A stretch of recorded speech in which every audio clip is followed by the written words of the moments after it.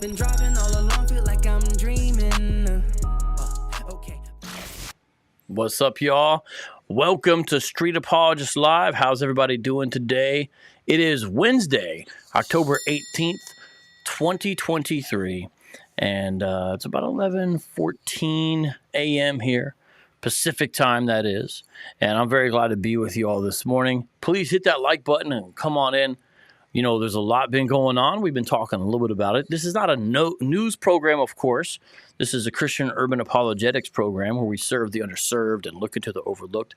But because of the kind of stuff we tend to cover here, relating to things such as Hebrew Israelism, sometimes Judaism, sometimes Messianics, that kind of stuff, sometimes Hebrew roots, because we look into those things, what's going on in the news is a little more relevant than it is probably to this program. And of course, we also do a lot of stuff with Islam.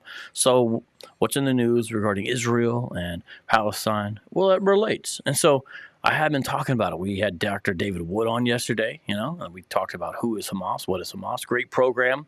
It already got taken off Facebook because they said I was glorifying a terrorist act, which I was a little confused by considering we were condemning Hamas. But that's what Facebook thought, apparently. Their AI, I guess. But here we are today. Hopefully this one stays up. I have a rabbi joining me. And I like to hear different perspectives, understand different views. And Rabbi Moshe and myself have developed a on the phone kind of good friendship. We hopefully extend that out further. This is the first kind of public thing we're doing. So without further ado, I introduce today Rabbi Moshe Greenwald. Welcome to Street Apologist Radio. How are you doing today, sir? Hey, Vocab. Thank you for having me on. Well, yes. It's great to have you. You are downtown Los Angeles. What's it like with a synagogue in downtown LA? It's exciting, and there's never a dull moment. So Los Angeles is home to the second largest Jewish community outside of Israel. New York is number one. However, most of the Jews live in concentrated areas on the west side, the Pico Robertson area, the La Brea area, as well as many in the valley, and all over. But downtown was not thought of as a Jewish area until, well, it still isn't to many, but we've been active since 2007 when I came with my wife and my family, and we settled our roots there and have been active in the community ever since. And you came from where? So I grew up in Long Beach, California, not too far.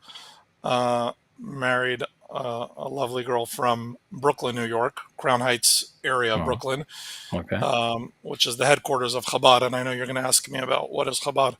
And lived in New York for a few years after marriage. And then we moved out to LA, to Los Angeles. All right. Yes, let's talk about it. What is Chabad? So Chabad is a Jewish outreach organization. It's the largest Jewish outreach organization in the world. It's a Hasidic group as well. And Chabad has its roots going back close to or over 300 years. It was started by the Hasidic community, or the Hasidic heritage was began by somebody called the Baal Shem Tov, who was a great mystic, a great rabbi, and a great teacher. He was succeeded by his student called the Maggid. And when the Maggid passed away, many of his students went throughout Europe and they started their own communities. And the Hasidic perspective is to study not only the laws of the Torah and not only the Talmud and the revealed parts of the Torah, but the esoteric, the spiritual elements of Torah. Based on Kabbalah, based on the Kabbalistic insights, but much more practical and pertains to how we deal with our thoughts, speech, and our actions. So Chabad is an acronym for the Hebrew word of Chachma, Bina, and Dat, which means wisdom, understanding, and knowledge. And as I said, it's been around since since the 17, late 1700s. There were 7 rebbes. A rebbe means either a grand rabbi or what you would consider to be a Hasidic or a teacher, a Hasidic master. Um, the last rebbe, the 7th rebbe, his name was Rabbi Menachem Mendel Schneerson.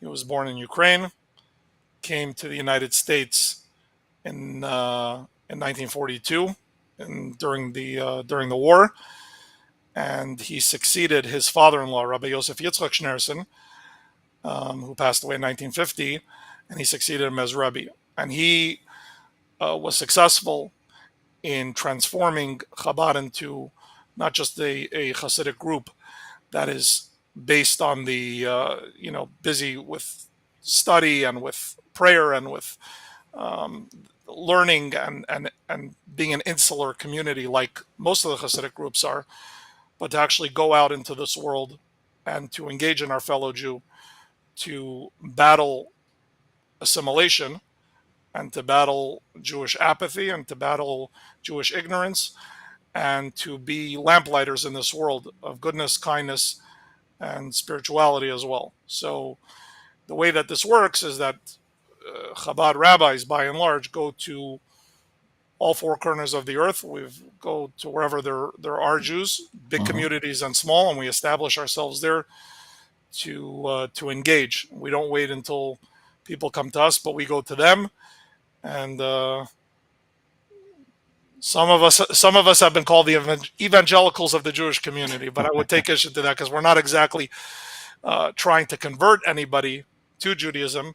We're rather trying to bring Jews closer to the fold, that they should understand the gift of their heritage, that they should understand who they are, where they come from. So that's a little bit about Chabad. It is true that we evangelicals are trying to convert people, Jew and Gentile alike. Speaking of Chabad, I have a friend in New York, and occasionally he'll send me pictures. He sends me this picture, and it says, do a mitzvah today, Mashiach is coming now. Yeah, so that's a picture of the Rebbe. What that is called, we call them the mitzvah tanks. Mitzvah means a commandment, but it also is referred to as a good deed. The Torah has given the Jewish people 613 commandments. The Torah has also given 7 commandments to all of mankind, which we call the Noahide laws, for a just and a just society under the dominion of God, that every human being has to have a relationship with God Almighty. Every human being has to have a connection with his or her higher power, which is the creator of heaven and earth. But mitzvah, there are many, many mitzvot that are given to our people. And the Rebbe, who was a very innovative rabbi, he liked to think outside of the proverbial box. The Rebbe instituted and encouraged that we, his followers, should take these mobile RVs, create them into these many places of, not even synagogues, but places of study, to bring the mitzvah to the people so that they could come inside, have a little prayer, put on tefillin, which is a way that Jewish men could pray, get Shabbat candles for the women, study a bit of Torah. And they bring a lot of attention, and they're throughout New York City. You'll see them all the time. And that's one of the ways that Chabad gets its message out. And they're called the mitzvah tanks. I have a friend who knows a Chabad rabbi, and it's David Cohen. Do you know who that is, or is it kind of like there's so many you might not know? Cohen is like Smith. If I ask you, like, do you know my friend Jonathan Smith from the evangelical community? This guy. Yankel Cohen. Yes. I've met him. He's a neighbor. him and my wife are neighbors, and his younger sister is my wife's best friend. So I know him a bit. Oh, okay. He's a little bit older than myself. He had to point that out, huh? Yeah. But I'm just saying I don't run in his circles. So I'm just teasing. Yeah, I get it. You're hanging out with the cool young folks. Yeah. But actually, before he passed, you made a trip and visited the Rebbe, didn't you? Yeah, I would go to see so my dad was sent by the Rebbe in 1980 to Long Beach, California, to become one of his shluchim, which means emissaries, or one of his messengers, his foot soldiers, here in in California, so I grew up here. But we would go regularly, once or twice a year at least, to be with the Rebbe, to spend time with the Rebbe. I didn't have I was a child. He passed away in 1994, and that was before my bar mitzvah. So I didn't have any long conversations with him, but I met him quite a few times. He would stand on Sundays for hours and hours and give the dollars out. And the reason that he gave the dollars was to encourage. It was a chance for people to meet with him. He would give the dollar and a blessing, and the idea of the dollar was, give that to charity. Two Jews meeting, two people meeting, it should benefit the welfare of somebody else, so another person. So I received quite a few dollars. I have all those dollars. I gave dollars in exchange to charity, but to me they're special, But you're saying you kept those particular ones. Yeah. I understand. It was a special, each one of them were a special moment in my life. Anything else in particular you feel like you or your family gained from those visits or journeys with him? Look, the Rebbe was a person who was absolutely rooted, moored in truth. There was when you were in the presence of the Rebbe, all you felt was this idea of a holy man who doesn't just care for his own holiness and doesn't just care about his own community, but deeply, deeply cares about the welfare of the Jewish people and the welfare of all of humanity. The Rebbe was the one who really encouraged us to recognize that we are on the brink, on the cusp of the coming of Mashiach. And I don't want to get into a whole debate with you right now about who the Mashiach is and what the Mashiach is. There might be a time for another thing, but the idea of the general messianic, the coming of the of Mashiach, as far as the Jewish term is, which is a time of world peace, which is a time of, as Maimonides, as the Rambam teaches us, a time where there will be no more war, there will be no more famine, there will be no more struggle. All of us will recognize God, and all of us will serve the one true God. Which you and I agree who the one true God is. There's different ways of accessing, but we agree we're both students and adherents of monotheism, and it's something that you and I both hold near and dear to who we are as people and in totality. Yeah, we definitely agree. If we would probably use the term the God of the Hebrew Scriptures, we're going to agree on that term. Yes. And that identity as far as that goes. Interesting, though, you brought that up because, like I said, I got friends in New York, and every now and then they send me stuff. This is one thing that they sent me. And, sometimes reading stuff like that from the outside, it can be a little perplexing because you're like, wait, Mashiach is here? Right. But they're not saying he's the Mashiach. They're just saying Mashiach is coming soon. What when someone sees this and they're seeing that, what are they supposed to understand by that? If they're not part of Chabad, what are they supposed to take away from that? Because that's like downtown New York, I hear that. Yeah. So I'm personally not a fan of any of those posters or anything like that. I don't. It says, "Long live our master, teacher, and Rebbe King, Messiah Mashiach, forever and ever." Right. So I'm not a fan of those. There are certain, let's say, offshoots or members who push that kind of agenda. The Rebbe pushed throughout his life, but especially in the later years of his life, and especially from during the 80s and early 90s, about hammering home that we are living in the Messianic redemption. So there were some who believed that he himself fit the protocols of somebody who would be the Mashiach as a great rabbi and a great Jewish leader. When people put those signs up there, though, it could mean many things. I mean, the idea of Mashiach. No, let's be very clear. Mashiach is not here.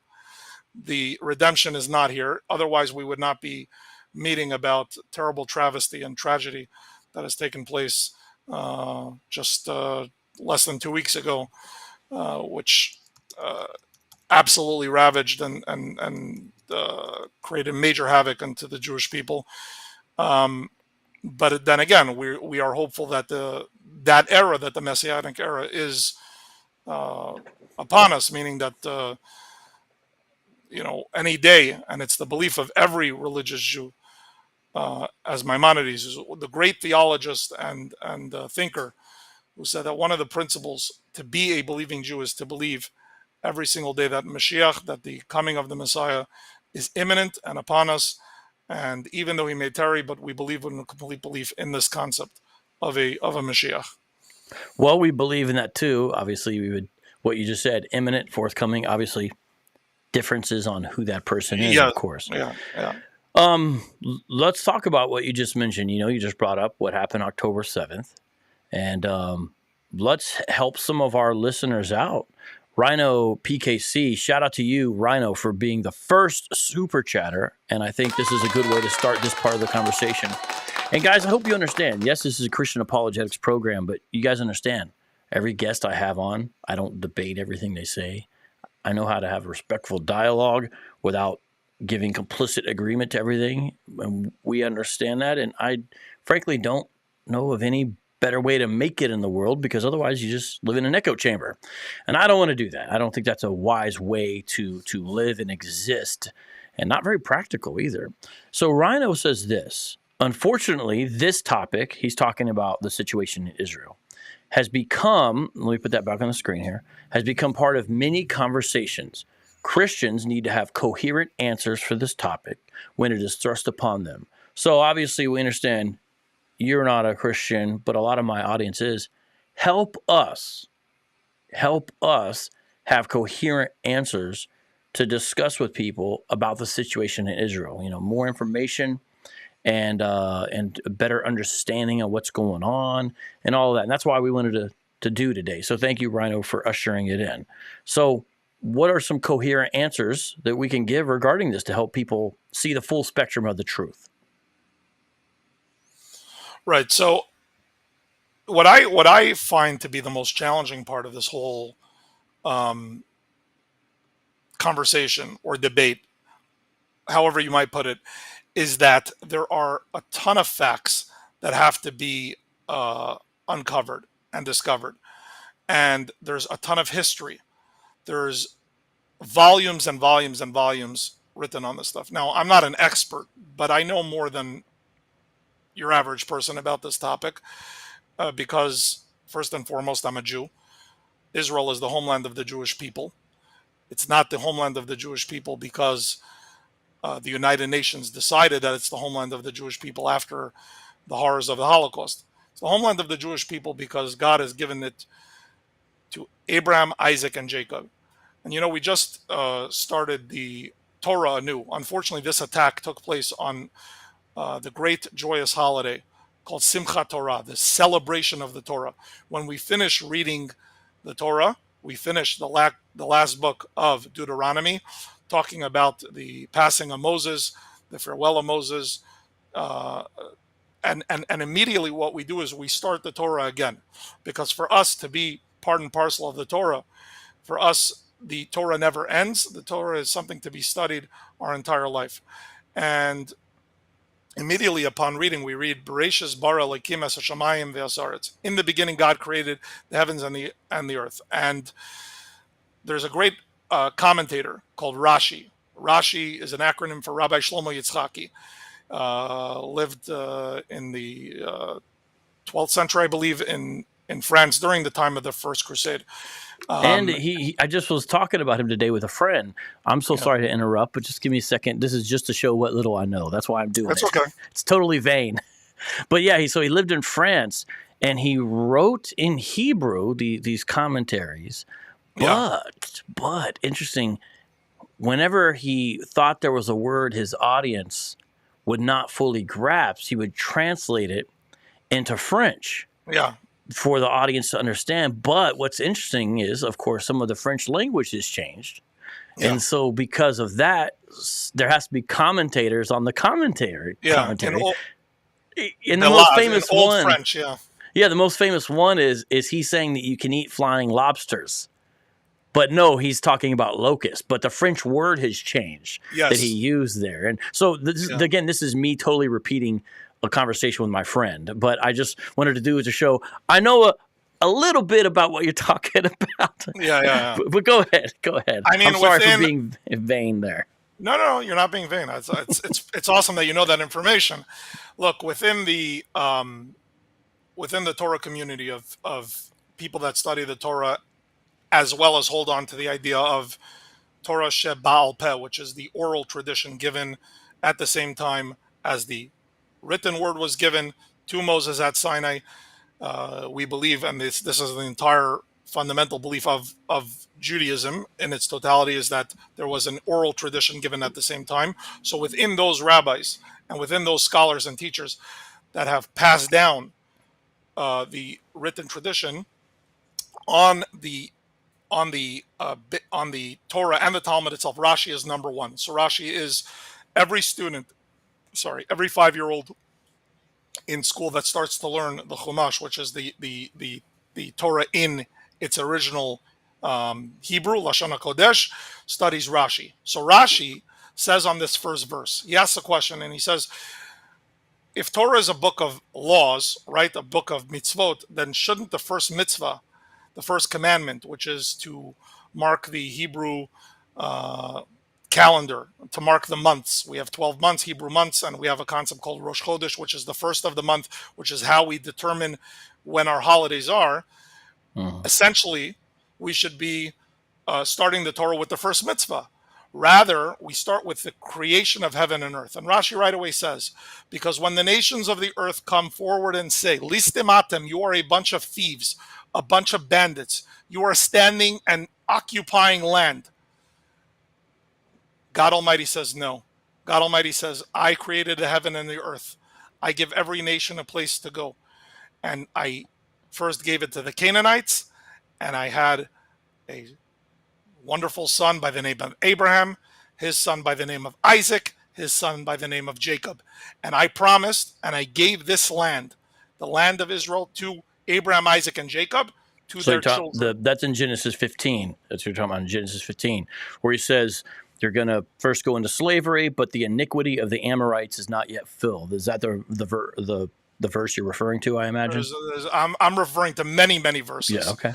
And to your children I have given you the land, and to the it's Genesis is replete with this as well. Go into Shmos, which is Exodus as well. Throughout the Bible, the land that I will give you, the land that I will show you, the land that I have promised to you and to your descendants. This is the reason that this is the Jewish homeland. What happened throughout history was we've had many times, and especially during the Roman conquest some 2,000 years ago, where we lost our dominion over the land. But there has always been a Jewish presence in the land. One of the great lies that the Palestinian side and that the Arab world has said for years is that, the Jews came to Israel after the Holocaust. After the ravages of the Holocaust, we felt bad that 6 million Jews were butchered in the camps, and therefore, now the United Nations opened up a place for the Jews to go. Well, there's a reason why, first of all, so many Jews turned to Israel, turned to the Holy Land, but Jews were there the entire time. My grandfather was born in We got a comment that agrees with you, if I could interrupt for a second. Rhino, the Arab world wants to point to recent history and say the Jews were not here until the international community placed them here. They ignore the thousands of years before that. Absolutely. And, for example, one particular type, maybe I'll talk about that I understand, is groups, especially when it was a little more desolate or a little less populated than it is now, of course, and prior to what you're talking about in the 40s, especially the guys who essentially spent all their time just studying Torah. Yes. The guys, there was, my understanding is, communities of these guys, and they were supported by essentially religious donations from outside of Israel, from the Jewish world. But these guys were there the whole time. There was both a Sephardic community that went back for eons. Sephardic meaning the Spanish Jewish community, and the Ashkenazi community can trace its roots back there, well over 250 years ago. It wasn't the first. How do you say Aliyah? Wasn't it in the 1880s? Yeah, but there were. That was the first official Aliyah. Yeah, no, I know there's people there before that. I'm just saying that was. But there were Jews that always came and made it their life's dream, right, to live even at the end of their life and to die and to be buried in Israel throughout the millennia. Most couldn't do it. Most couldn't afford it, or they were being persecuted throughout Europe or the Arab lands, or it just wasn't feasible. But they always tried. They always tried to live in the land of Israel, which is one of the mitzvot of the Torah, one of the commandments of the Torah, but at least to be buried there. And this was we know many rabbis that were born in Europe or in the Arab lands that made it their life mission to get to Israel and to get to the Holy Land of Eretz Yisrael, the land of the Jewish people. No doubt. Now, there's something called Zionism, and we could talk about Zionism, but I want to tell you what predated Zionism was exactly what you were talking about, which is a community of the faithful. My father, who's a rabbi today in Long Beach, was born in Kfar Chabad, which is a small Chabad village near the Ben Gurion airport in central Israel.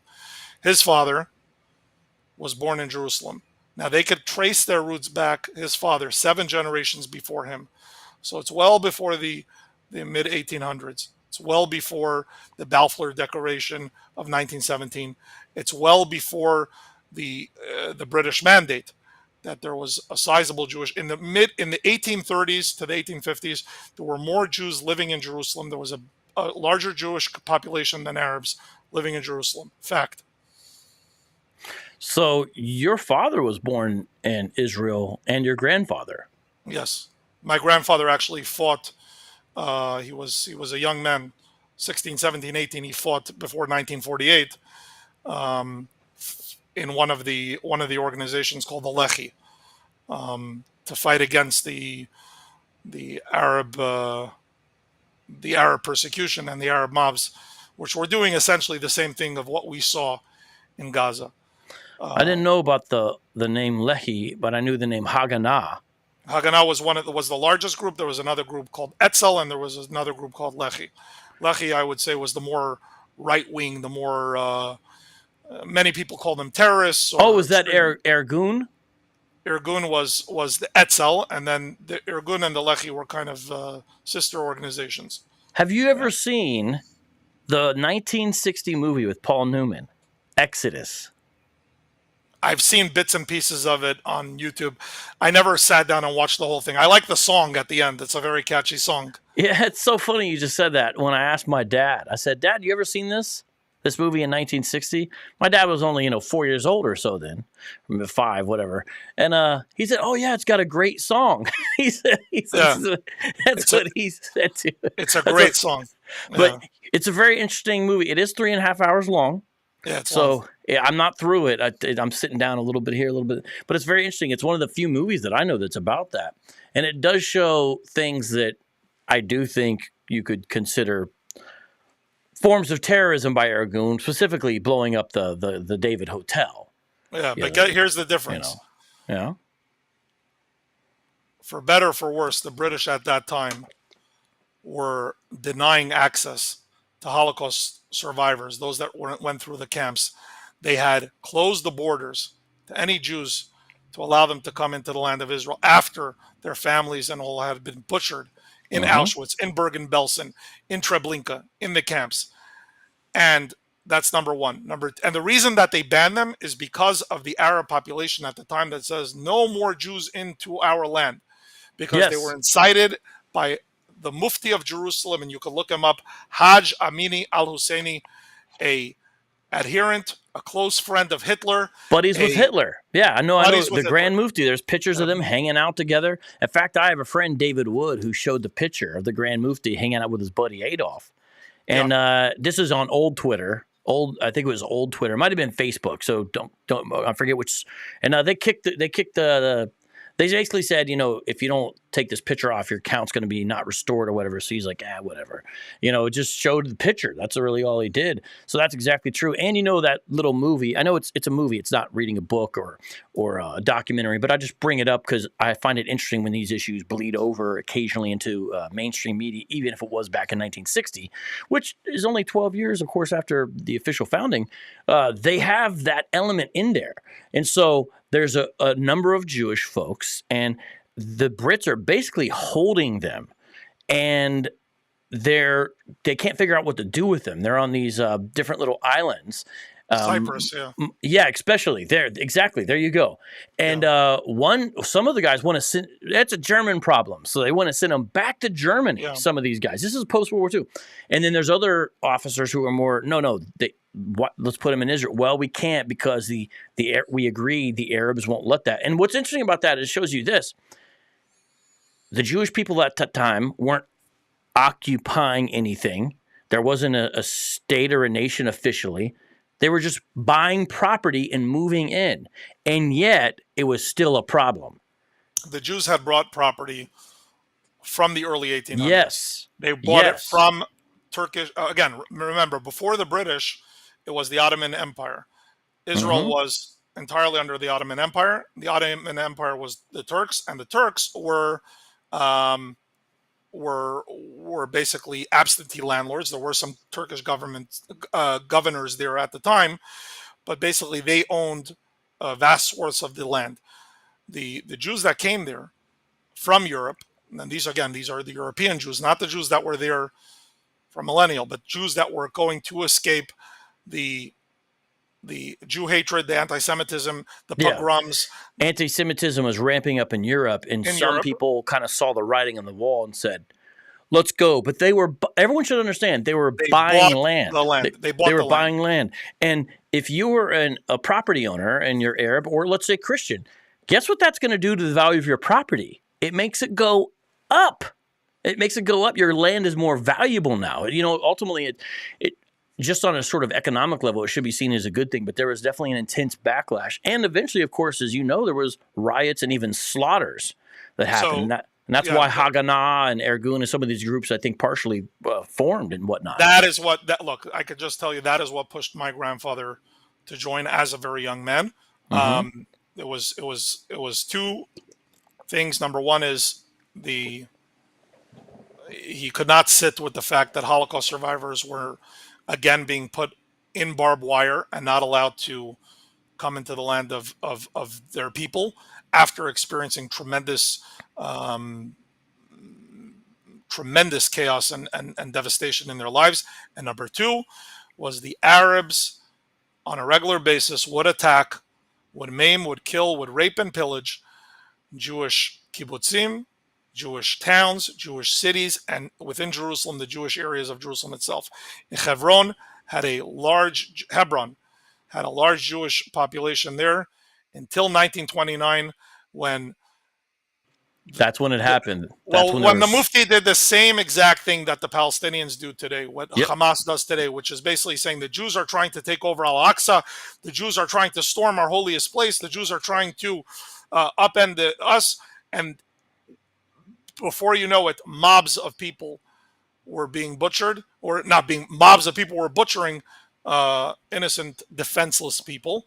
And the establishment of the Haganah and Etzel and Lehi said, we're not going to allow this to happen anymore. We're not going to go like sheep to the slaughter. Yeah, and I mean, it's literally the same thing over again. You guys can read old newspaper reports and whatnot about the 1929 slaughter he's talking about. It's something that was known that happened, and you're getting people wanting to basically repeat that. And then on a different level, and we talked about this yesterday with David again, you have chants from Palestinians, Kai Bar, which is a battle in which apparently, lots of Jewish people were slaughtered in the history of the Quran. Interestingly enough, when Muhammad went to battle with the Jewish tribes in the Arabian Peninsula, correct? Yeah, and afterwards, we talked about this, but it's a pretty.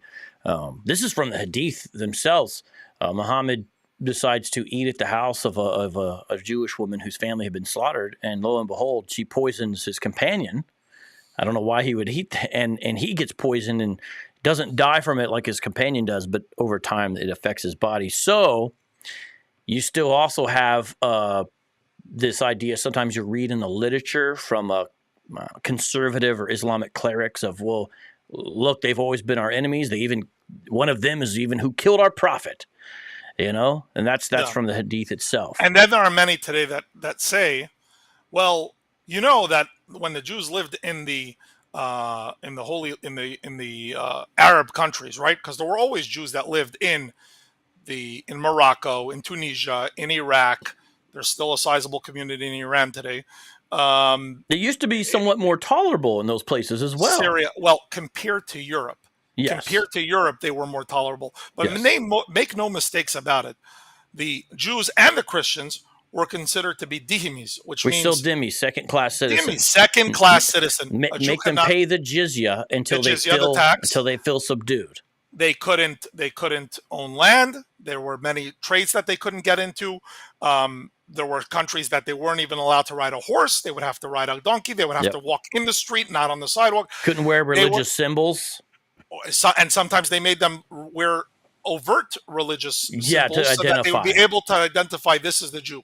Now, there were certainly some Muslim rulers that were kind, that were benevolent, right? They were okay to their Jewish citizens. They were better than Muhammad, basically. Better than Muhammad, and certainly better than what was happening in Europe, where many Jews were getting slaughtered in Eastern Europe, in different massacres that took place through history. But make no mistake about it, there were others, and this wasn't once or twice that this happened, there were others that caused pogroms of their own. There were pogroms in Syria, blood libels in Syria in the 1800s, where they said that two things. Can you, just to make sure everyone's up to speed, could you define or explain briefly pogrom and then blood libel to the audience? Just to make sure they know what you're saying. Pogrom is an organized riot. Sometimes they were state-sponsored, sometimes they were city-sponsored, sometimes they were sponsored by the mosque itself. Again, in Europe, unfortunately, there were some churches that led to this at different times. But it basically meant we arm up, we gather our pitchforks, our scythes, our knives, our swords, our torches, and we go into the Jewish communities and we rape, kill, and pillage. What happened in Gaza was a pogrom last week on Simchat Torah. Not in Gaza, sorry, on the Gazan border. Yes, in southern Israel, but from Gaza. Yes, from Gaza. That's called a pogrom. A pogrom is an organized riot to kill, to rape, to pillage, to loot, to destroy, to burn as many Jews as possible. This happened throughout Europe, but this happened at times in Muslim countries as well. Did happen. So this misnomer, this fantasy that the Jews just had this wonderful, wonderful relationship with the Muslim world until the creation of the State of Israel, that's not true. That's not true. And the Quran has incredibly anti-Semitic stuff. For example, that calling Jews donkeys and or what do they call us, dogs and apes? Yeah, and the Hadith speaks about that the Jews are going to be turned into apes and pigs. Yes. And there's even travel logs from yesteryear in which certain people from other societies, traveled amongst Arab societies. And there was one particular type of monkey that it was a European traveler, hadn't seen. And he said, what are those? What are these? And he said, oh, those are Jews. He said, what do you mean? Yeah, those are some of the Jews that Allah has already turned into apes. And he realized they were serious. They really were saying this is a remnant of what it is. And so that's part of what you have. And you also find amongst mankind, you won't find any who have more enmity or hatred towards us Muslims than amongst the Jews. So that kind of stuff is in there. Jews and Christians together are called the worst of all creatures. Yeah. And so it's certainly in there. And of course, there's also the false charge that Jews call some guy named Ezra, the son of God. It doesn't even understand the Jewish position. Jews aren't going around calling Ezra the son of God, but that's in the Quran. So it doesn't even understand the theology of Jews of the area at that time. So lots of problems. It is embedded into there. So let me ask you this, and Right. would you classify, at least on the one side, the attack against Israel and the ongoing problem, ultimately religious in nature, at least on the one side? Absolutely. Absolutely. And I'll tell you why.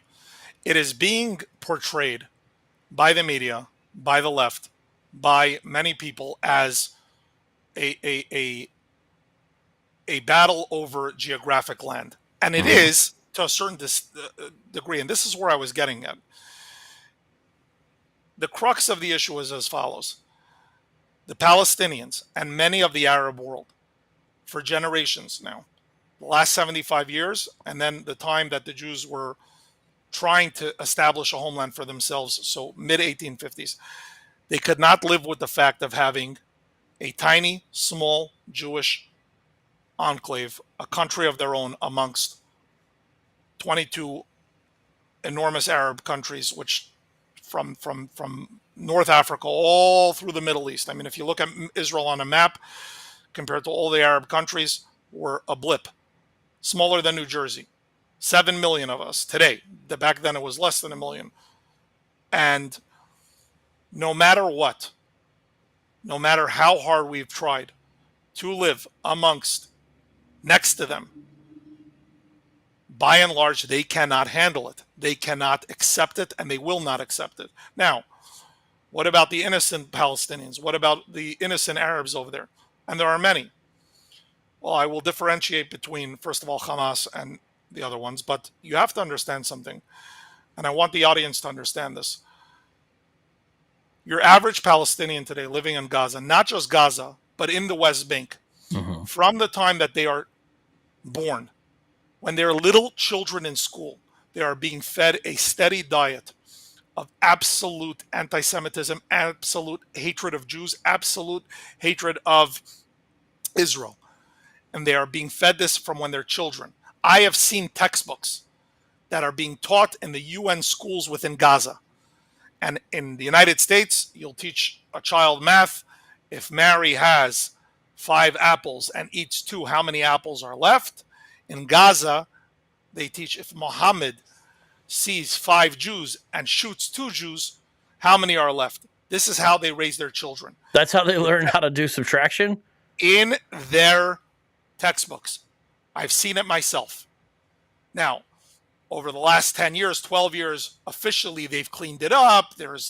We stopped funding under the Trump administration. We stopped funding some of those, those UN charter schools that taught that. I have yet to see till today. You could look. There's an organization called MEMRI. Oh yeah, they translate. Yeah, MEMRI. Definitely got to follow them because you get a eye and ear into the Arab-speaking world you wouldn't have otherwise. Very, very important. They translate, and they're banned in many, from what I understand, in many social media platforms. But all they're doing is translating what they see in the Arab media, and they translate what is being portrayed on Palestinian TV to children of cartoons and dressed up characters. Like we have Bugs Bunny and Mickey Mouse and the Power Rangers, or the Ninja Turtles. They have shaheeds, and seeing 2 things. First of all, seeing only thing is how the Israeli soldiers brutalize them, torture them, burn their houses down, and all kinds of other things that don't exist, rape and kill and pillage their children, right? And the other is how glorious it is to be a martyr, how glorious it is to be a shaheed, how glorious it is to give your life.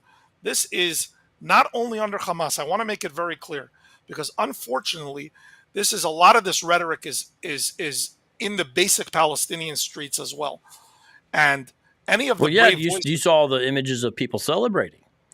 Average, run-of-the-mill people in the streets of Gaza after the October 7th attacks. This happens every time that there is an attack.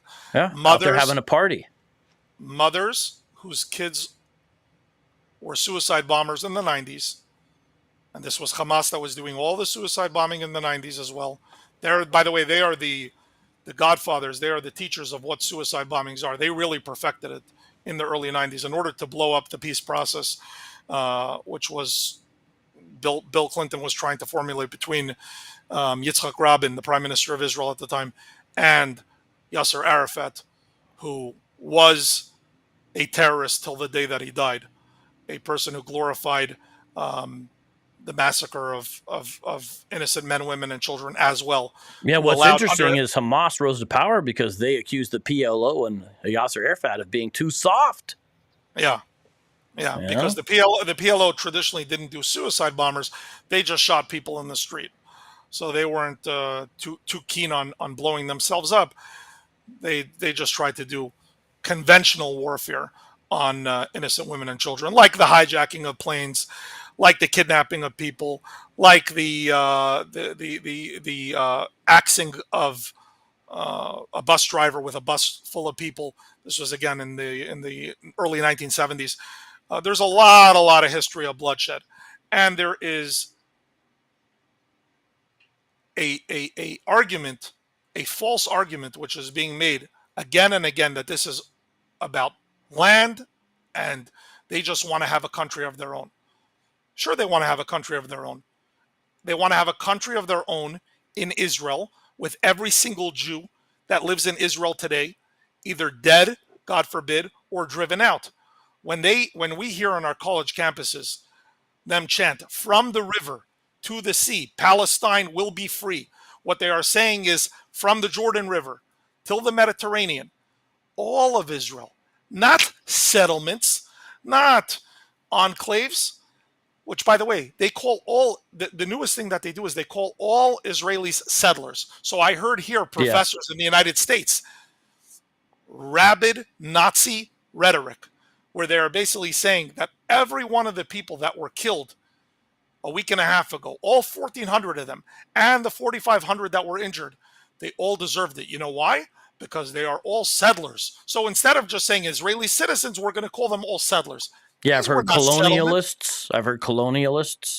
Well, that's the newest thing in the left, because in order to decolonize so-called Palestine, therefore, what they're doing is just. I heard them calling out in the college campuses. Their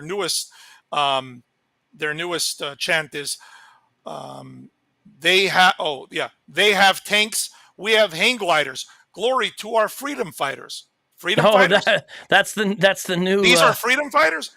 Listen to this vocab. They're trying to portray these Hamas Nazis as freedom fighters, like just like Che Guevara, who by the way killed a lot of people himself, or some noble Tibetan freedom fighter who's trying to just overthrow the brutal communist dictatorship over them. These are freedom fighters. These are people that came in indiscriminately, hunted Jews down, babies beheaded, grandmothers tortured, people lit on fire.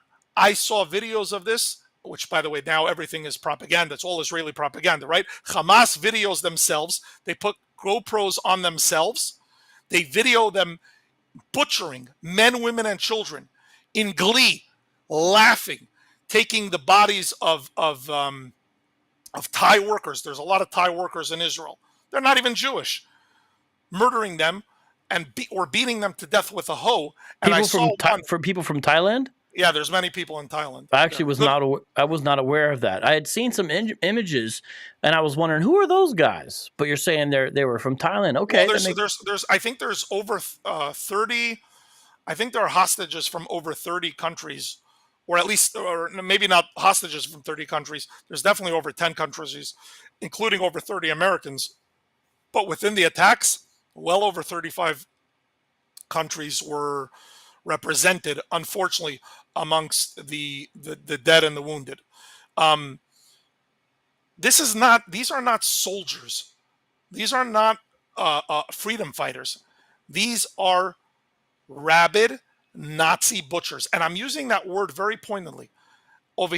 lately, the left, if you disagree with somebody, if you think that a woman should be able to be called themselves a man and a man should use a woman's bathroom, if you disagree with that, then immediately you become a Nazi. That's wrong. Okay, don't use the word Nazi, because the Nazis represented a special kind of evil, which we haven't seen. Yeah, when you until do that, today. agree, Until today. because when you do that, you trivialize the nature of what that party actually did.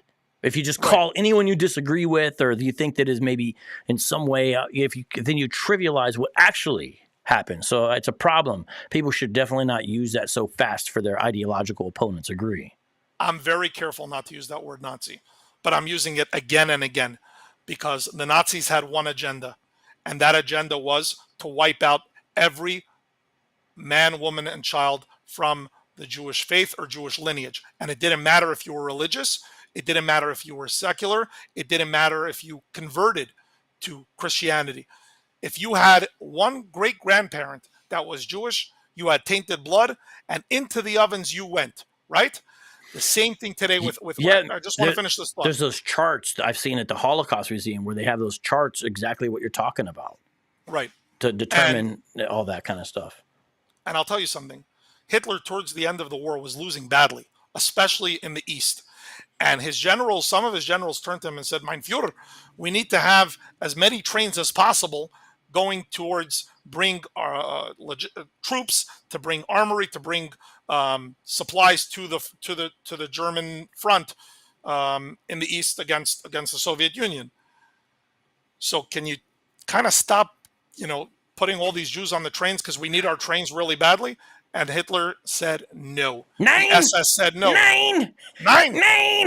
You know why? Nine. Because more important to him than winning the war and bringing the Third Reich for their 1,000-year Reich to this world, he had one agenda that was more important than that, which was destroying every single Jew. And guess what? That's the exact same agenda as Hamas. That's the exact same agenda, because they take every dollar that they get for aid. They take every single dollar that's given to them from Europe, from the United States, from other Arab countries that want to build up, that want to establish Gaza as a place where they could live in peace and harmony. Maybe not peace with the Jews, but at least coexist. No, that's not even enough for them. You know that in 2005, Ariel Sharon took 9,000 Jewish settlers, 9,000 Jews that lived in Gaza for years, and he kicked them all out of their houses and said, you all have to go. And I was vehemently against that. I want to tell you. I've seen the images. You have like Jewish people being pulled out by, I think, IDF. Yes. From their houses and homes, Yes. Literally kicking and screaming. And it's like, hey, we're going to give this to them. There's not going to be anybody there out of us, and it's all theirs now. So we got to get out now. Every last Jew that lived in Gaza was uprooted by the Israeli government and forced out. Their homes, their greenhouses, they left them billions of dollars worth of equipment, worth of territory, of real estate. Beautiful. I mean, this stuff was state of the art. You know what they did? They burned it all to the ground. As soon as the last Jew left, Hamas came rolling in their pickup trucks and their motorcycles. Allah Akbar, Allah Akbar. They burned down the synagogues. They burned down the greenhouses. Why? For what reason? And the reason that I was against this was because I said that the more territory, and you want to know my stance, which was the Rebbe's stance on this, the land of Israel is the Jewish people's land. It is not the land of Palestine. If Arabs want to live in Israel and be good citizens, as there are 20% of Israel's citizens today are Arabs, Muslims, and they exist in society. Not every one of them love Israel. Not every one of them are what you would call Zionist. But you know what? They'd much rather live in Israel than they would under the Hamas in Gaza, or even the Palestinian territory under Mahmoud Abbas and the rest of his Fatah, who ascribe to the same thing, which is from the river to the sea. All of Israel needs to be abolished. It needs to be Palestinian. control and lead, and maybe some of them say maybe we'll allow the Jews to live under us. Most of them say no. It has to be completely Judenrein. We have to clean the entire place out of every single Jew, either kill them, throw them in the ocean, or send them back to Europe or wherever.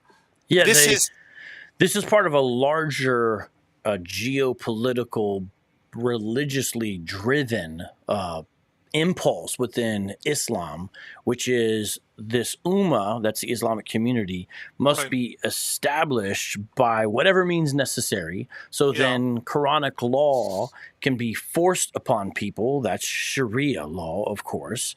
And then you have this house of jihad, as it's called. It's a house of peace, is what they say. And the How other, is jihad? One second. How is jihad peace? that's what they say, because they say Islam means one submitted to a law. So if you have the house of Islam, then that's a house of peace. But then outside of that, it is a house of war. Because I thought jihad is I thought jihad is war and struggle. Now it's interesting. no, today jihad literally means struggle, but it does mean usually in a war context, right? No Right. doubt about that. But what I'm saying is jihad, this is from their perspective. They would say jihad is the means by which to establish peace. Then when it's established, you have the house of Islam or the house of peace. And outside of that, you have the house of war. And that's the rest of the world. And so that would include this tiny little nation in the middle of everything. So it's a problem. It is peculiarly a problem because it's Jewish people, but let's just say it was a Christian nation. It would also be a problem because of it's course. still stuck right there in the middle. And real quick, and then I'll pass it back over. I have a book here by Raymond Ibrahim, Exposing Islam's New War on Christians is the subtitle. And on page 93, he talks about just brief stuff, but even what happened to Christians, because when the Jewish folks were there, even the Christians had more freedom. Palestinian Authority. When Hamas took control of Gaza in 2007, some of its militias went on a cross-destroying rampage. The Rosary Sisters convent and school in Gaza were ransacked and looted by masked men, and crosses were specifically targeted for destruction. A Christian resident of Gaza also reported having a crucifix ripped from his neck by someone from the Hamas executive force who said that is haram, or that is forbidden. So yeah, it is a fact of life, of being a dhimmi, of what it's like. And so that's why we've got real problems here. Let me see here. Here's a super chat. Let me read. Thank you for the super chat, Panda. He says, even putting aside religious aspects, that entire land belongs to Israel per international law since 1948. Palestine is historical fabrication. Do you want to comment on that? Most of the Arabs, there were a few Arabs, very few, that called for a Palestinian national homeland as early as, I think, 1912 or 1915, but they were a very, very small minority. Most of the Arabs saw themselves as part of the Ottoman Empire. After the Ottoman Empire, they saw themselves as part of Jordan. They saw themselves as part of the Jordanian people. They wanted one large Jordan. Today, Jordan, I think, is 70% of people that come from Palestinian descent, meaning from the Levant, from that geographic area, right? So the majority of Palestinians up until 1967, when Israel miraculously defeated Egypt, Syria, and Jordan, and they took territory 2.5 times the size of them, then, and in their embarrassment, in their shame, in their deep wounded Arab pride, a new movement came forward called the Palestinian people, taking again the land of Palestine. Which, who named the land Palestine? It was the Romans, right? Judea. The Romans who destroyed the temple, the Romans who butchered and in war, but also in their own tyranny. I'm sorry, over 1 million Jews from the destruction of the temple. I think was 70 AD or 69 AD. Less than 100 years later was a mass revolt by a man by the name of Bar Kokhba, a great general who lost, and then the vast majority of the the Jews were driven out, right? But one of the things that the Romans did was, instead of calling it Judea, we're going to rename it, called Philistina, right? Palestine, Philistina, after the ancient Jewish enemies, the Plishtim, the Philistines, the same Philistines who Samson went to war with, the same Philistines who David and King Saul went to war with. These are ancient Jewish enemies, and they called it Palestine in order to de-Judaize, the area, meaning to take away their roots, which is exactly what happens today, where you have the prime minister or the president of the Palestinian people who say there never was a temple in Jerusalem. It's a figment of their imagination. In their own text, it says that one of the reasons that Al-Aqsa and the Dome of the Rock were built in that location on the Temple Mount was because it's an ancient Jewish temple. But forget that. Yeah, it's basically a way to show Islam's superiority is the idea. That's why they did it. Dehumanize, which is exactly what they did, of course, and what used to be part of the Byzantine Empire, which was called Constantinople, which became, Turkey. The Hagia Sophia, an Orthodox church, becomes a mosque. This great architectural structure becomes a mosque because that's exactly. You have all this information up in your head? Well, I'm not looking at anything. Yeah, you are a smart dude, man. I just got to tell you that. I am blown away with how much information you have up here. Well, no, I do appreciate that. But you would have made a great rabbi had you been, been born in my tribe. You really would. You'd be a great teacher. They would have loved you in my school. Rabbi Vocab.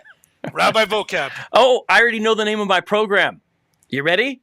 Okay. Welcome to Shalom with Malone. I like it. I like it. No, but we can I share you? Sorry, we do have. I'm impressed with how much you know up here about this subject. Wow. Well, it's important, and I'm trying to always learn. And a big part of learning, of course, is just listening to people. So, I have my friend Tomer, who was on the program. He says, "Great interview. Keep telling it like it is." I really appreciate Tomer because Moshe, he's in these different groups where they get cell phone video footage literally on the ground in Israel with stuff that's concurrent, like happening now. And he'll send me some stuff. And it's wild to see, from like a non-professional perspective, like some of this, the rockets being intercepted by the Iron Dome and the laser system and all of this, like in almost real time. And then I heard about the situation actually that way with the situation with supposedly the rocket with the hospital. I heard it from there first before even the news. And so it's really wild, the world we live in. And that's why I understand there's a lot of complexity to all these issues. But at the end of the day, I feel like the truth is also right before people's eyes. And that's why on my last show I did when I talked about Hamas yesterday with David, even though I knew it might get the show taken down, I did show images and video. They were from Reuters, so they were right there on a news report of the attack because I wanted people to see what was really happening, what was really not just, it was bad, like you need to see it. And so that program does have a graphic video warning. You got pulled off Facebook, but I felt it would be important for those people to see it because they need to understand there's a big difference, everyone, between Hamas targeting civilians as an actual tactic versus when Israel tries to do a pinpoint strike and civilians are killed. And also, the average Israeli, I don't think, is gleeful about it. They're after Hamas. We understand war is messy. There's no country that has avoided civilian casualties in war. It's different, though, if you don't apply what the Christians call the principle of discrimination, which is a just war theory, which means you discriminate between combatants and non-combatants, soldiers and civilians. That's a righteous way to proceed in this fallen world when you have to go to war, which countries ultimately are responsible for the care of their own citizens, and sometimes that does involve war. And the IDF is called Israel Defense Forces. They're not just going into Gaza for no reason. When they go into Gaza soon, there's a reason, and it's to uproot Hamas. And we're having this conversation now. I bet if we have this conversation a week from now, the temperature is probably going to be even hotter because once Israel goes in, it's going to be messy, and there's just no way to avoid it. Especially Again, when you build armories inside of hospitals and we are dealing with a cynical, rabid. It's hard to define. And we on the left, not on the left. I'm not on the left. Sorry, we in the West. I could have guessed. Yeah, I'm not on the left. Although I have many friends on the left. I want to tell you something, and I have, as a Chabad rabbi, I want to tell you, my home and my table is open to anybody. To anybody who comes like a decent human being, we discuss. And many people disagree with the things that I could handle disagreement. It's not that I shy away from debate or from disagreement or anything like that. But certain facts are facts. And here are the facts on the ground, which are very hard for a Western person to understand this. But I heard it from the horse's mouth. I heard it from a Hamas commander less than a week ago, was translated again by memory. He was being interviewed on one of these Arab channels, and he said as follows. He says, the Jews love life. Israel loves life, and we love martyrdom. We love to be shaheeds. We love the world in the kingdom to come and under Allah's dominion. I forget the word that he used. He didn't use throne or something like that. Meaning they could care less about life. They don't care about life. They deeply believe in what they believe, which is the cult of death, which is the cult of destruction, and therefore they don't. There's no concept of preservation of life. Indeed, every single one of their children that die is a victory for them, because they could hold their dead bodies, their little children and the toddlers up after they launch rocket launchers from their kindergartens, and they launch rockets from hospitals and from UN schools. And then they could say, wail and scream, and BBC and CNN and Sky News and all the outlets will show this as, look at the barbaric Israelis. Look at what the Israelis doing, targeting children. No, they are not. Israel never has. Israel never will target deliberate children. They target their own children. This is on them. When you have a neighbor from across that lives next door to you and tells you every single day, I want to kill you and I want to kill your children. I want to kill you and I want to kill your children. And then one day you come and you see that they slit your dog's throat. And the next day you come and you see that they burn down your garden. And the next day, actually, they shoot your kid in the leg. Eventually, if you're a responsible parent, if you're a responsible a person who values your family's life, you're going to go in there and you're going to eliminate that neighbor. But if that neighbor decides to strap himself with explosives and to put all of his children around so that you'll kill his kids too, whose responsibility is that? It's their responsibility. The death of every single Palestinian kid, the death of every single innocent Palestinian that's killed is on it's directly, not 5% on Israel, 0% on Israel, 100% on the Palestinian people, and 100% on Hamas. Now, when I say the Palestinian people, there are many, many innocent Palestinians as well. But as a society, they voted Hamas. In 2007, there was official elections, right? They voted Hamas. There are polls that would say that if Hamas today would go into the West Bank, which is today under the Palestinian Authority, that something like 80 to 90%, between 80 and 90% today would vote Hamas over the Palestinian Authority. Now, I understand the Palestinian Authority is corrupt. The Palestinian Authority doesn't care for their people. The Palestinian Authority doesn't put their own people first. Arafat died with how many millions in the bank that his wife took and ran away to France with? Other facts. It's not about because it's not about their people. It's about propping themselves up. Hamas is not corrupt, except for a few of their leaders that are now running in Qatar while they put all their other kids in suicide bombs and they put their own children in suicide bombs. But as an organization, they've been far less corrupt than the Palestinian Authority. They're more Islamically principled in the sense that if they say, hey, this money is going to go for jihad, then the money will generally go for jihad. That's right. And they have hospitals that they start and they give food to children and they have schools. But guess what? Every one of those programs become launching pads, right, to kill as many Israelis as possible, maximum death, maximum destruction, maximum casualties on the Israeli side, where they deliberately, like you said, they deliberately target children. They found plans now. You know, there's over 1,500 of these Nazi terrorists that their bodies now are in Israel, that they killed in Israel, not in Gaza, that came over the border in their surprise attack on Simchat Torah morning, on Shabbat morning, on that fateful Saturday, the 7th. And they found a lot of intel, besides for the fact that they found tons and tons of ammunition, weapons. I mean, rocket launchers to take out tanks. They had plans to go in. They didn't realize that it was a day off of school. They wanted to hit schools. They wanted to hit kindergartens. They wanted to hit hospitals. And unfortunately, God runs the world. And for whatever reason, God had his reason why all of Israel's defenses fell apart. But they did for a number of hours. But they engaged in their butchery. They engaged in their savagery. They engaged in their wanton killing of men, women, children. It did not matter. They had mercy on no one. Zero.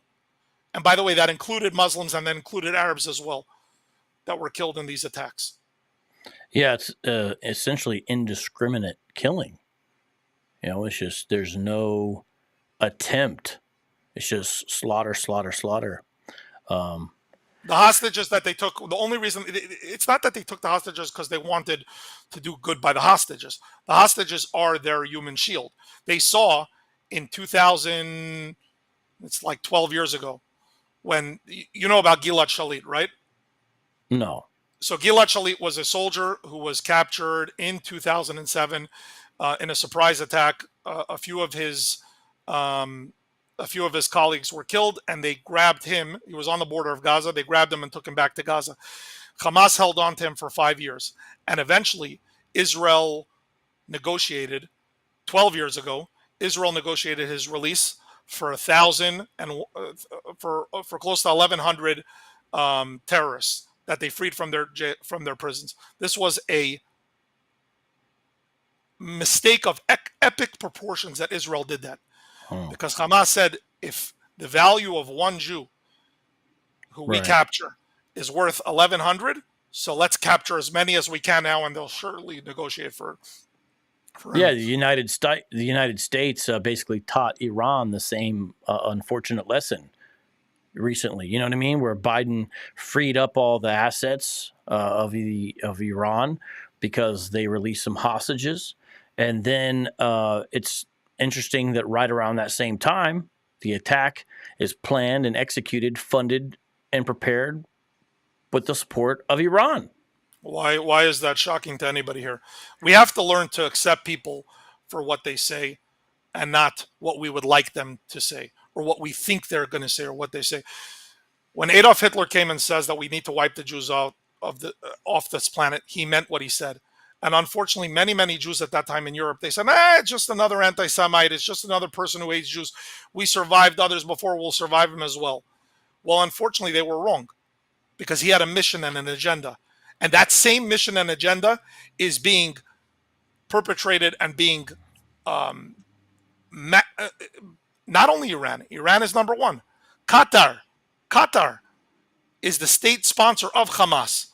Hezbollah, which is now trying, we're on the brink of a war with them as well. Northern border. And they're just as fanatic. They're just as ready to do exactly what Hamas has done, which was what ISIS did, which was what Boko Haram does, which is what, who else? Which is ISIS, what Al-Qaeda did, what the Taliban did. Tell me the difference of any of them. We want to make distinctions. We want to pretend, they're not as bad as they think. We think, just take them at their word. Take them for what they say they're going to do, and understand they have every intention of carrying it out until every last one of us in this world are either a Muslim or dead, because that's what they want. I mean, that is what the Quran and the Hadith mission to Muslims who take their text seriously would compel them to do. It was what you just said. It's very unfortunate. And, you mentioned Hezbollah. I talked to actually an IDF reservist last week, and he was saying that they're even more formidable because they're more organized and disciplined than Hamas. And so, there's some real challenges. This is an existential threat, an existential crisis for Israel. There's over 40,000 Hezbollah Nazis. And again, I'm using that word Nazis because they have the exact same agenda. We've had battles with them before. They're just as cruel. They're just as bloodthirsty. And they're just as, and not just willing, Their goal is to go after the civilian populations. They're just waiting for their orders from Iran right now. If Iran says press the trigger, they will do so. They have over 40,000 of those fighters, battle-hardened fighters who fought ISIS. Again, because the reason that they fought ISIS was because of the Sunni-Shia split. Yeah, just like Iraq and Iran fight each other all throughout the 80s. Just like ISIS, when they took power, one of the first things they did was slaughter all Muslims who theologically didn't agree with them, that kind of thing. Exactly, including many Shia, correct? Oh, yeah. And so because they're viewed as disbelievers, and there's essentially commands to get rid of the disbelievers. So what we're dealing with is we're dealing with an enemy of, I like when people say, oh, the Western world.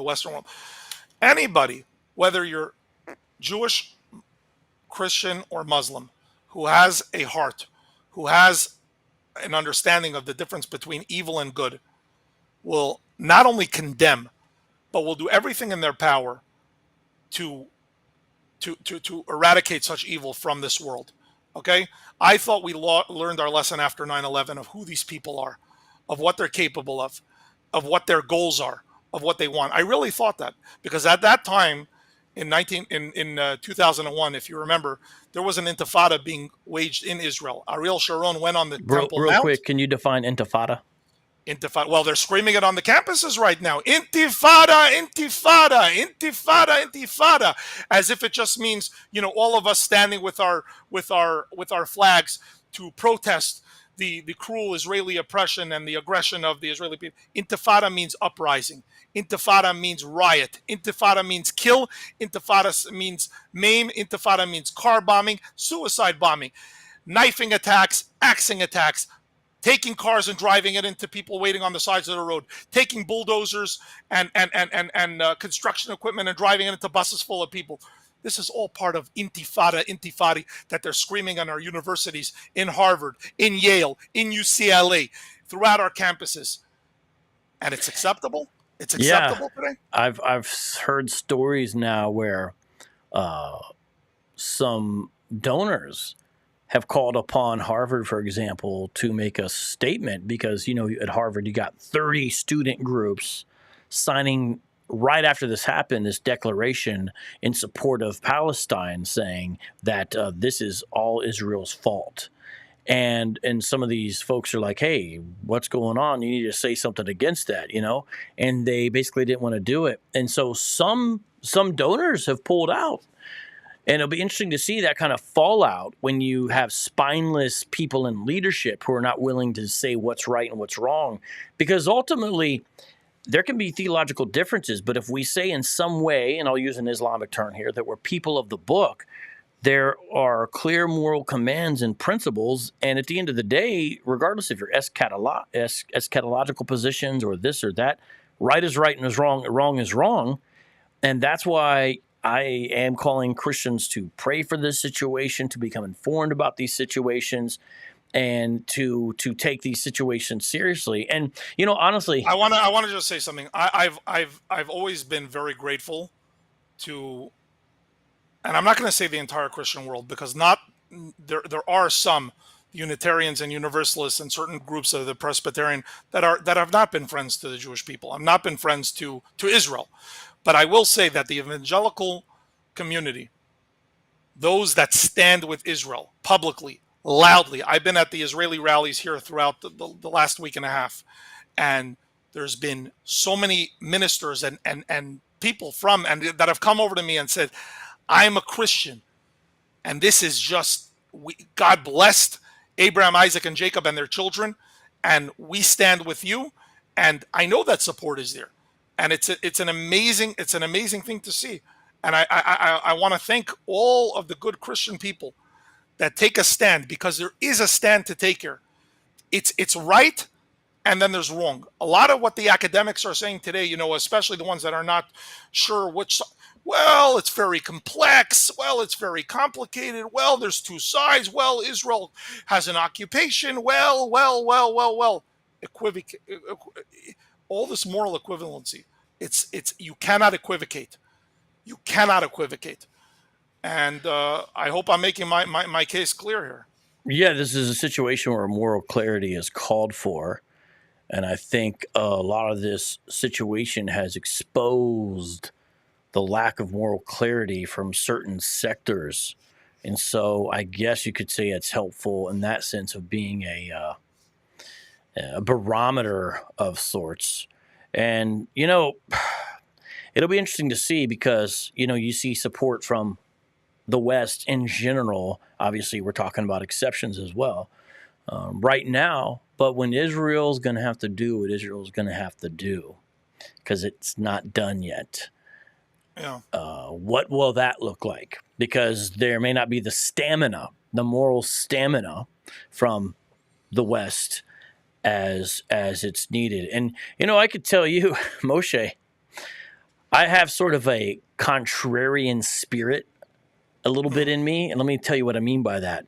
Ultimately, you don't want to be contrarian just for the sake of being contrarian, obviously, because Yeah. then you're just a rebel without a cause, to use the old phrase.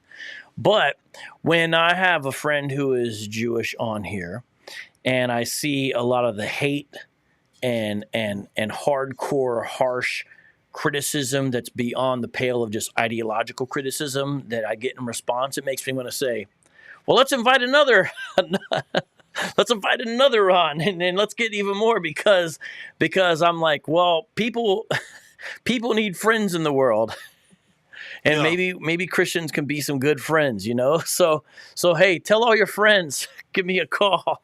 Yeah. Well, I'm happy to be here, and I'm happy if you need me to come back again. I'm happy to discuss with you. Um, Well, if you're ready, I got some questions from the live chat. okay, Some will let's do it. be on your side, some That's will okay. be not on your side. And shout out to the 3 super chatters we've got today: Rhino, PKC, and Trash Panda. Thank you very Right much. on. For But every vocab, just to let you know, we've been on for a long time, so I got about 10 minutes left. If Okay, that's that okay. works. That All works. right. That works. Question from Walsh: has the jihadi ideology of radical Islam been on the rise since this war, or is it limited to the region of Palestine, in your opinion? In my opinion, it's breaking out throughout the world. I mean, this past Friday and Saturday, Hamas called for a day of jihad, and there were threats made to Jewish institutions um, throughout the entire throughout the entire world. It's definitely on the rise, and I think yesterday Iran put a black flag on their one of their mosques. I don't know too much about this, but basically calling all of the faithful to gather together. You could look into this vocab, but this idea of Hamas is definitely trying to get other of other of their fellow travelers to attack, not just in Israel, but to attack Jews across the world. Yeah, they want to broaden and intensify and globalize the conflict as much as they can. Yeah, That's which shows you the goal's not peace. If that's what someone's goal is, it's like, you want to escalate this? That's what you want to do? It kind of exposes what's really going on, of course. Okay, this one's a disagreeing one, and it uh relates more to the beginning of the conversation. But Conscious Chicano says Chabad rabbis have made statements of Jewish supremacy. Hebrew Israelism, Zionism, and Christian Zionism are part of the problem. They all promote Jewish supremacy. What saith you? I absolutely disagree with that. If there's any individual rabbi, and I'm not aware of any individual Chabad rabbis that believe in Jewish supremacy, I would take them to task. I do believe that every human being is created in the image of God. Every human being has the potential to be holy. Every human being has their divine mission in this world.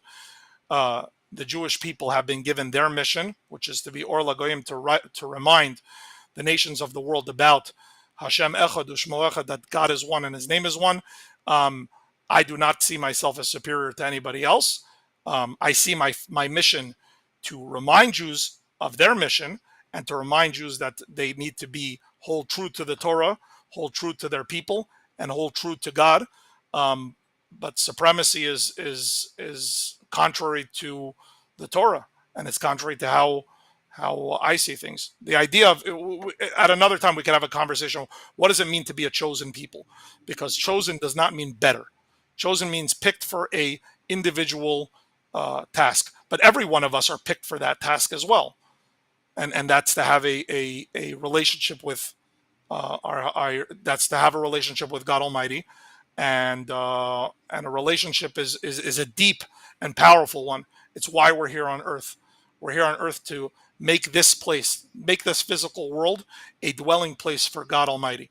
It's to bring spirituality, holiness, and God's word into every tree, into every blade of grass, into the oceans, into the sky. And we do that all when we recognize who we are as children of Noah. Every one of us have that. Thank you. Texas Chick says, notice none of the Arab nations will allow Palestinian refugees into their countries. Why is that? I mean, you'll have to ask them why they don't. But traditionally, many of the Palestinians that have come to other countries. Now, again, I don't mean Palestinians in this country, although the demonstrations that I'm seeing now and this wanton support of Hamas, refusing to see them as the Nazis that they are, it worries me a lot. But other countries like Jordan has seen severe problems from Palestinians historically. Lebanon has been a war zone primarily because of the Palestinians that were there. So maybe there's a reason that many of these countries are not so quick to recognize or to invite them in to their own places. Radar Apologetics, my friend Eduardo says, this is a little theological. Rabbi Moshe said this war would never have happened if Messiah was here. Don't Chazal teach the last Redeemer will be like the first? Moses had two comings. Chazal means the rabbis of blessed memory teach that, yes, it teaches that Goel Rishon Kagoel Achron. Yes, he's right about that. But I don't understand what it means Moses had two comings. Moses never died. I mean, he died, maybe, but he never was born again. It's. I think he's saying, and likewise, Messiah with two comings. I have to understand the question a little bit better. But I think that's what he's saying. I think he's saying likewise with the Messiah have to, because it says don't the rabbis teach that the last Redeemer will be like the first? Yeah, meaning the Redeemer, like Moses, who was chosen by God. Until Moses was chosen by God, he didn't know that he would be the Redeemer of the Israelites. He was a young boy brought up in Pharaoh's home, the son of Amram, from great lineage. But until he was in the wilderness, until he encountered God at the burning bush, he wasn't yet aware of his mission. Of his mission to be the Redeemer. So too, we're taught that Messiah, and there's somebody alive who today has the potential to be Messiah, is not going to be told that he's the Messiah until the time that God instructs him as so. Because he's saying that Moses came and was rejected, and in return he came to deliver Israel. Yeah, he was rejected. Yes, in Exodus it tells us that the Israelites rejected his words. They didn't reject him; they rejected his words because they were oppressed, because of the short-spiritedness, and because they couldn't overcome their slave-like reality. They couldn't see past the afflictions of Pharaoh at the time. All right, Brother Daryl says, is he strictly Torah or Talmud and Torah? Asking me? Yes. I mean, I know you talked about it earlier, but I think he's joining us late. No, so I'm a firm believer in the oral tradition as well. I believe that just like God gave the Torah, Tanakh, to us as his written word, he's given us the oral tradition as well, the Torah Shebaal Peh, the oral Torah as well, which Talmud is a part of that. I'm going to read a number of comments by Kimberly York. To be frank with you, some of these are insane. She's a Hebrew Israelite, and I respect her, but some of the stuff, especially the first one's crazy. So you don't have to respond to everything. I just want to show you one Hebrew Israelite reaction. I don't believe this is going to be great. I don't believe these Europeans are the biblical Israelites. From the definition of the Tanakh, the real lands of Israel are in the heart of Africa. That's what I meant by insane. Genesis 13 says Abraham went south from Egypt. I lived in Israel. The Israelis are brutal monsters and they have not repented or lived Torah. Christians are so deceived by these European converts, don't recognize that dusty wasteland is not the promised land. The place is cursed. The Bible says... I thought the Hebrew Israelites are all about that both the Jews and the Palestinians don't belong there, and it's good that this is happening because it's their land. So which dusty? This particular Hebrew Israelite believes that actually Israel is located on the continent of Africa. In Ethiopia. They usually don't specify. Some put it down in South Africa, others put it in other places. It's a small minority segment, but that's why you don't have to necessarily answer. It's a small minority segment, but they believe. What would be really cool, Kimberly, if all you Hebrew Israelites can get together and come up with one story, one belief, because y'all all over the place with your conspiracy theories and your twisted version of what Torah is and what the Bible is, and that's for another discussion. I don't get Christians supporting Israelis. They don't like Christians. A third of the country is atheist. They have the biggest gay parties in the world, yet you blindly support them. This is about money and power. There are many Christian Palestinians. The rabbi is lying to Christians to make evil seem good, Israeli propaganda to make the victims seem like terrorists. While they overlook over 5,000 prisoners taken with no trial, the U.S. used manifest destiny as the reason they stole U.S. land and imprisoned. Do you see how they call them? And then last comment, it is the fault of the Israelis. So that's a number. I just wanted to share those with you. Kimberly, you are somebody who supports Nazism. You support the wanton killing of men, women, and children because they happen to be Jews. And for you, I know particularly because they're a different skin color. If this happened to black people, you wouldn't be saying this. You would be outraged. You would be, as you should, as every human being should be. But because of your blind Hebrew Israelite hate, which unfortunately I've encountered too many of your kind here in the streets of LA, I just say enjoy your Nazi hatred. You're just poisoning yourself with more of your deceiving. What am I supposed to say about that? And deceive yourself. That's what I'm trying to say about that. And I know you gotta go. Yep. What has it been like? What have you experienced from Hebrew Israelites out in the streets of LA? Because I haven't seen any of them since these attacks, but I'm sure I would get an earful of laughter and mocking and cursing and yelling louder than I can ever talk, because that's their number one modus operandi. Am I right, vocab? Well, of course, they also have the microphone. Look at that fake Khazari convert. Ashkenazi Jew. Ashkenazi. You Ashkenazi. Yeah, Ashkenazi. You Jewish. You wish you Jew, right? I've heard it all. Hey, you. I've got some good news. We're the real Jews. Yeah, listen, they're the Hebrew Israelites that I've encountered have been vile. They've been disgusting. They are not interested in honest debate. They mistranslate everything in Hebrew, and then when you tell them it's Hebrew, they say you don't know Hebrew, it's Yiddish. It's almost laughable. It is laughable, other than the fact that they cause a tremendous amount of Jew hatred within the black community, which is very, very unfortunate, because in an ideal world we would be united in justice, in a cause for both communities. The black community has gone through tremendous hardships in their history here in the United States. And historically, the Jewish community has supported the black community. I'm sure there have been individual Jews that were acted unjust. I always hear about the Jewish landlord who, et cetera, who in Harlem, how they mistreated, but by and large, the Jewish community has supported the African American community for in their civil rights struggle, for equality, for freedom. And what Nation of Islam and the Hebrew Israelites are trying to do, and have succeeded in many, many ways, is to drive not just a wedge in between the communities, but to create hatred and animosity to the Jewish people. It's wrong. It's based on untruths and hate, and only they could pull themselves out of this situation, vocab. You and I can talk until we're blue in the face, trying to